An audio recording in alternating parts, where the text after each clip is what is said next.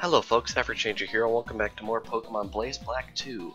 Last time we made our way here to the Virbank Complex, and we managed to invigorate 2 of the 3 workers that can be found here. And in this episode we are going to be invigorating the 3rd worker, and hopefully we will be able to claim our reward for that. Right here I think we have that scientist again. The smokestacks of the complex rise up into the sky. That powerful silhouette is sure breathtaking, isn't it? By the way, they're burning up waste gas. Recently they found all sorts of uses for this gas, though. Oh, you overheard some of my vast stock of knowledge. And away he walks again. I think now that we have talked to him 2 times, he should have something for us? Oh, you're actually a trainer. Whoops. Sure, I'll be your opponent, right alongside my trusty Woobat. Now the question is, does she actually have a Woobat? Because a lot of the teams in this hack have been changed. Okay, she does in fact have a Woobat. Level 14, that's not too terrible. I think what we're gonna want to do is actually switch out. Does Houndour know a Dark-type move? No, good thing I checked. Bagon knows a Dark-type move. But unfortunately, Bagon is not that strong, so I think we're gonna switch over to Fluffy. Because electric types are also strong against Woobat because I believe it is psychic and flying. Also just saying, why the heck did they name this thing Woobat? Is it because it has a heart and it woos people? I mean, that's probably it, but it's so similar to Zubat that must have been on purpose. At least phonetically speaking. Alright, can we bring it down with a Thundershock here? Close. Luckily, I think a tackle will definitely bring it down. And why on earth are you using Odor Sleuth? Total waste of a... What did I just do?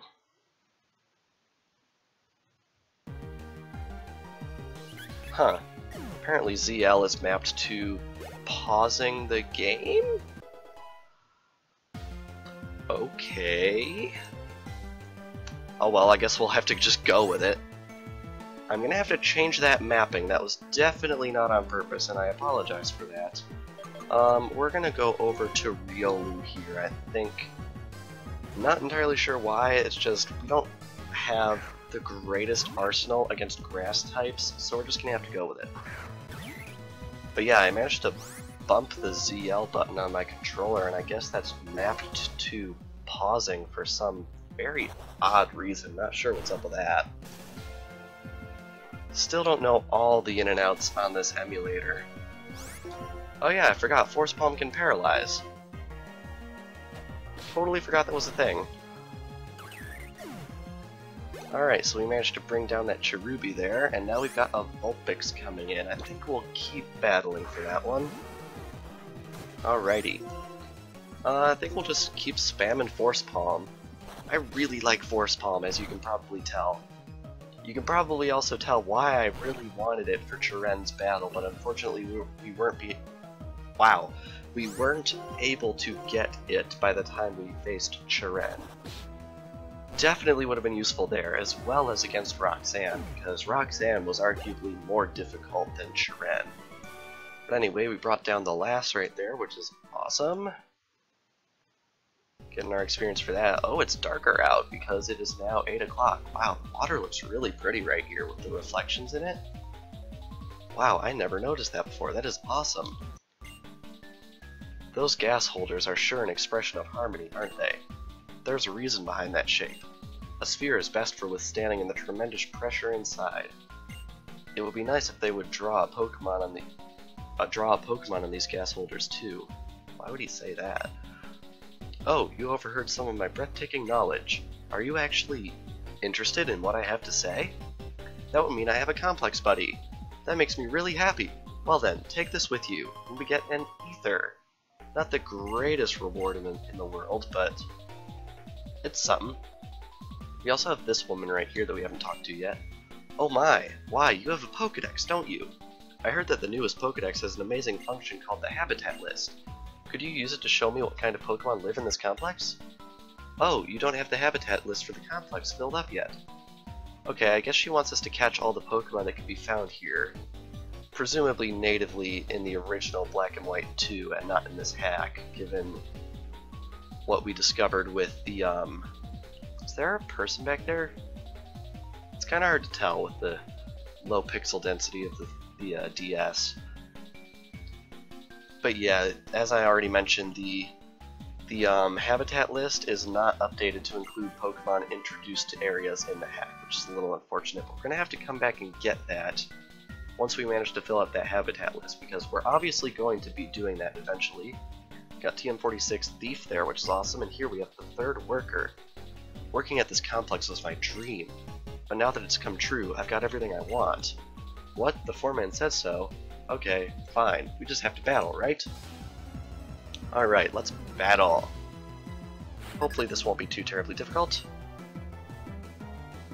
First up is a Growlithe, which is not the best matchup for my Servine. I should probably switch Servine out at the front, honestly, because we've been encountering a lot of fire types in this area. I say a lot of fire types, but I'm pretty sure Growlithe is the only one. Well, actually, no, I think we had someone using a Vulpix last episode, so that's probably a thing. Alright, I think one more tackle will bring this thing down, and we actually didn't take too much damage there, which is awesome. And up next is Slugma. That is definitely new. I'm pretty sure Slugma is not part rock type yet, but I'm going to switch in Riolu and Force Palm it to death anyway, just because Force Palm is so good of a move. Alrighty, let's see here. I'm pretty sure Slugma is just fire. Let's see. Yep, just fire. Not that that's gonna keep it from dying super duper quick due to my Force Palm, because Force Palm is amazing. There we go. Down goes Slugma, and unfortunately we got Flame Body, which is very disappointing. Alright, Houndour gets level 12. Very good, and up last is Magby. I'm going to be switching out from Riolu since Burns actually nerf down your attack by like a third or some ridiculous chunk like that. So Riolu's going to be pretty useless to us now that that has occurred. Let's try Charge and then Thundershock. I think that'll be a good strategy. Okay. Still fighting off that cold, by the way. I've had this cold for like 3 weeks now. Honestly, I wish I could get over this cold, because I'm definitely over it in terms of I'm tired of having this cold. Unfortunately, I'm probably going to have it until about mid-January. That's just the way my body is wired, which is super unfortunate, and also the fact that Thundershock friggin' missed is unfortunate. I'm pretty sure if that misses, that means the charge effect wears off. Is that the case? Looks to be the case. There's no way that Thundershock would have only done that much under the effects of charge. That's really, really frustrating. That was pretty much a waste of not one turn, but two. We're just gonna tackle it right here. Please hit. I would really appreciate it if this hit. Of course it doesn't hit. Why would it? Alright, can we please bring down this Magby this turn? I would very much appreciate it. Ah! I can tell why Smogon has banned accuracy debuffs, because it turns the game into a tedious game of luck, as you can see here. Oh my word, how many smoke screens is that? Like 5? Sheesh. I hate smokescreen. I've decided smokescreen is my new least favorite move in the game for this week. And we missed again. How many misses have we had? 6? Pretty sure that's 6 misses. There we go, finally. Thank God it knocked it out. I would have probably thrown my controller if it hadn't. Okay, now that we have done that, I came to this complex so my Pokemon could accomplish a lot. That means that as a trainer, I have to work like crazy. Alright, that should be every last worker in this area, so let's go talk to the foreman over here. Hey, you did it, didn't you? This is a token of my thanks, and we get TM94 Rock Smash. Pretty sure Rock Smash actually has a use in one area in this game. Not the conventional use for Rock Smash that you're used to seeing, but a use nonetheless. So we're definitely going to have to keep that in mind for that much later situation in which it will be helpful. But anyway, we are going to run back here and heal. And I think now that we've done that, I want to try and see if we can catch more Pokemon. But I want to use that fishing rod that we got last episode because there are a lot of Pokemon, at least in these earlier areas, that you can only get with the fishing rod. Alright, let's sort our backpack here. I like to sort stuff. That can be sorted because there's only one thing, and there we go. Alright, let's register that. And now we should be able to head out and catch some Pokemon on the water, which will be awesome. And I believe you can actually catch Pokemon on the water in Virbank City here, so I think we can give that a try, or can we not? There might not be a way to actually get down to the O. Well, I guess that's where we're going to find Brawly if we get so inclined to fight him. Okay, we can get down here to the shore. Can we actually rod into this? Fish into this? No, we cannot. Does that mean we can't actually fish in Virbank City until we get Surf? I think that's exactly what that means. Oh wait, no. No, we can come around this way and up. And aha, now we are in Virbank City. So let's see if we can catch a Pokemon. It's Krabby, which is a little random, but it's not a Pokemon we yet have, so let's try and catch it. Hopefully Tackle won't do too much damage to this. Alright, it did less than half, but just barely. I'm going to try and throw a Pokeball now, because knowing my luck, the next Tackle will knock it out, even though it technically has more than half of its health. Because that's just the way the RNG likes to flow in this game. One. Come on, I'm trying to use RNG logic. I'm trying to outsmart this RNG, not become a victim of it.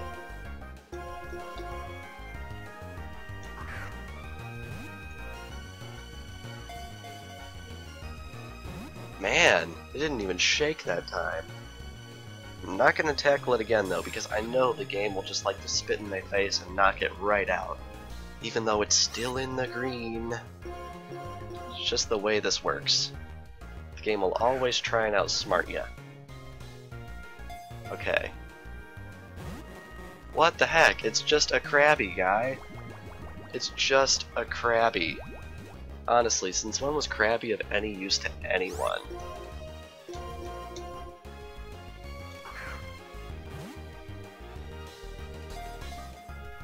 One, two, three. Caught it. There we go. Jeez. Krabby was caught. Very good. Add that data to the Pokedex, and it lives in burrows dug on sandy beaches. Its pincers fully grow back if they are broken in battle. Very interesting. Alright, let's not give a nickname to that. Our box has to be pretty full by this point. I think that's our 37th Pokemon? Alright, is there anything else we can find here? I'm pretty sure there is. Let's see. It is a Finneon. Wow. Huh. On that note, Finneon evolved into a Pokemon called Lumineon, and I really wish I could go back in time before Diamond and Pearl came out and tell people that there was a Pokemon in it named Lumineon, and no other information, because I'm pretty sure everyone would think that it was a light-type evolution of Eevee, because people, before the Fairy type was introduced, people were really on about their light type. I suppose it kind of did happen in Gen 6 after all, because they were intending for, the speculators were intending for light type to be the opposite of dark type, and I guess Fairy filled that role, and it was introduced with an evolution of Eevee that was Fairy type, because In the Japanese version, Dark type is called Evil type. So I guess it kind of fills that role. Anyway, Finneon's data was added to the Pokédex, because catching it was a lot easier than a Krabby for some reason. The line running down its side can store sunlight. It shines vividly at night. I guess these things do emit light. If they ever do introduce a light type, which I really don't think they will, but if they ever do, these guys are probably going to get retconned to it. Anyway, let's head back up here to the Pokemon Center and heal real quick. I'm pretty sure every area around here has exactly 2 Pokemon that you can get in the water by fishing. So I think we're going to backtrack into a previous area and try and fish there as well. Probably not going to backtrack too terribly far because I don't want to wind up in Aspertia City for like the 5th time in the series so soon. What medal did we get here? It's probably for fishing. Yep, the Old Rod Fisherman medal. And the 30 boxed medal. And we get some hint medals, which is awesome. So I guess we have 30 Pokemon in our boxes officially now, which means the next Pokemon we catch should go to box 2.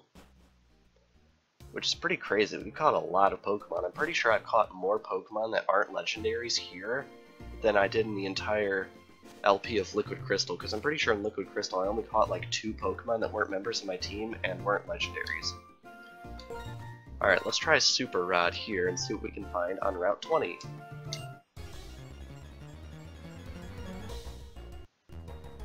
It's a Poliwag! Alright, I can go for this. Unfortunately, I really expect my Servine to be capable of knocking this thing out, so I'm going to switch to Flappy and paralyze it. Because I think that's pretty much the best we can do with the Pokemon I have at my disposal at the moment. Of course, Water Sport is going to do absolutely nothing. And let's try Thunder Wave. Alright, it's paralyzed, which means we should be good to try and catch it. Chuck our Cherish Ball, and 1, and it somehow broke out because it's too important for me. Sheesh. Some of these Pokemon that we've been trying to catch are incredibly stubborn.